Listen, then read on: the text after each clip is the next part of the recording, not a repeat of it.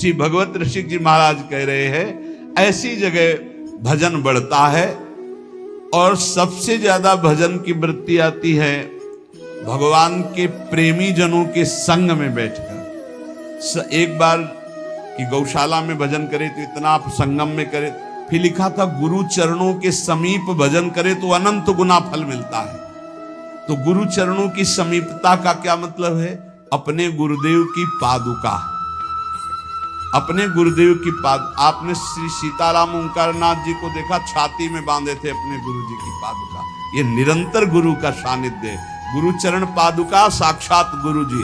जब भरत जी ने कहा कि प्रभु हम सब तो आए हैं आपका अभिषेक करने के लिए, आप जैसी आज्ञा करें, तो भगवान ने कहा भरत जैसा तुम कह दोगे प्रभु, जिस प्रकार आपका मन प्रसन्न हो वही कीजिए, ऐसा नहीं आपका मन जिस प्रकार। तो भगवान ने कहा हम तो यही चाहते अपने पिता की आज्ञा का पालन करो। बोले प्रभु जीने का सहारा दे दीजिए। तो भगवान ने पादुका 14 वर्ष तक पादुका को सिंहासन में विराजमान कर पूर्ण राज्य शासन आज्ञा मांगकर करते थे। ऐसे गुरुचरण चिन्ह गुरुचरण पादुका का सानिध्य और निरंतर भजन तो अनंत गुना फल प्रदान करता है।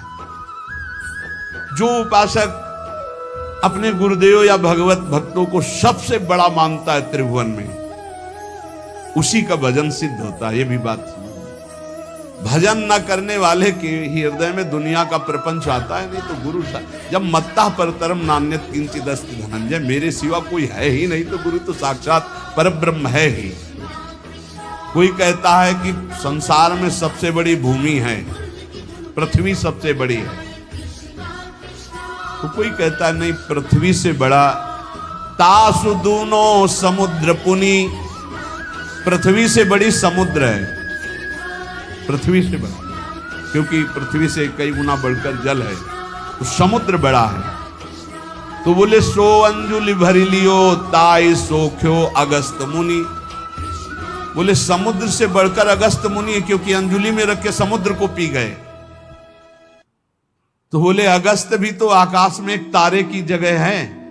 नव अगस्त को बास छिपे उद्योत भानु के, जब सूर्य प्रकट होता है तो उनका टिमटिमाना भी नहीं दिखाई देता। आकाश में विराजमान है अगस्त, तारे की तरह चमक रहे हैं, लेकिन जब सूर्य प्रकट होता है तो अगस्त का तेज छुप जाता है। और वेदों में कहे हुए सूत्र है कि जो सूर्य है भानु वेदियों कहा है, चक्षु है चक्रपाणि के, सुदर्शन चक्रधारी भगवान श्री हरि के नेत्र के प्रकाश से सूर्य प्रकाशित है।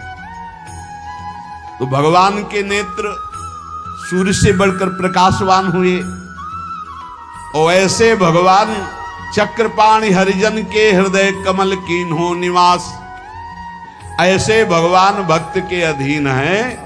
तो सबसे बड़े हुए भक्त, पृथ्वी से बड़ा समुद्र, समुद्र से बड़े अगस्त जी आकाश में, और अगस्त जी भी भानु के तेज से मंद पड़ जाते हैं, और भानु का तेज भी भगवान के नेत्र से प्रकाशित। तो भगवान श्री हरि भक्तों के अधीन है, भक्तों के हृदय में रहते, इसलिए सर्वश्रेष्ठ भक्त। जो भक्तों को सर्वश्रेष्ठ मानता है, गुरु को सर्वश्रेष्ठ मानता है, उसके हृदय के सारे दोष नष्ट हो जाते हैं और निश्चित वो भगवत प्राप्त हो जाता है। संतों ने कृपा करके हमें भगवत उपदेश किए हैं, जिससे हमारे सारे दोष नष्ट हो जाए। कह रहे हैं कि इस संसार में कैसे जाना जाए कि ये आदमी नरक जाएगा।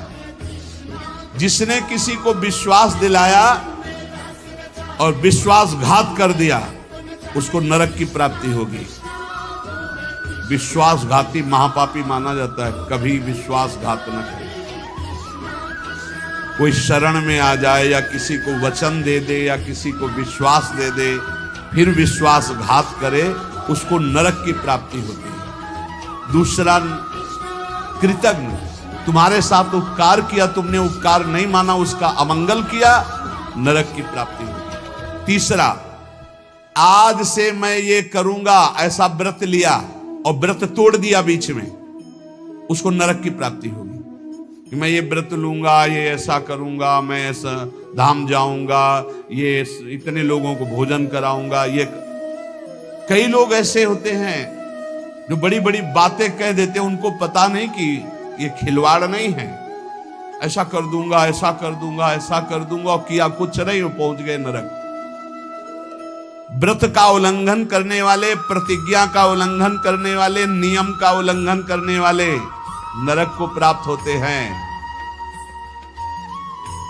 मैं इतनी परिक्रमा करूंगा, मैं ऐसा करूं, कुछ भी नहीं। कोई नियम को ऐसे मत लो कि मैं ये करूंगा।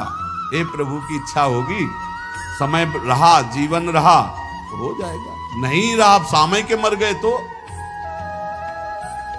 ये बात ध्यान रखिए। आगे चलकर मैं सन्यास लूंगा, विरक्त होके वृंदावन वास करो, नरक जाओगे अगर नहीं विरक्त हुए।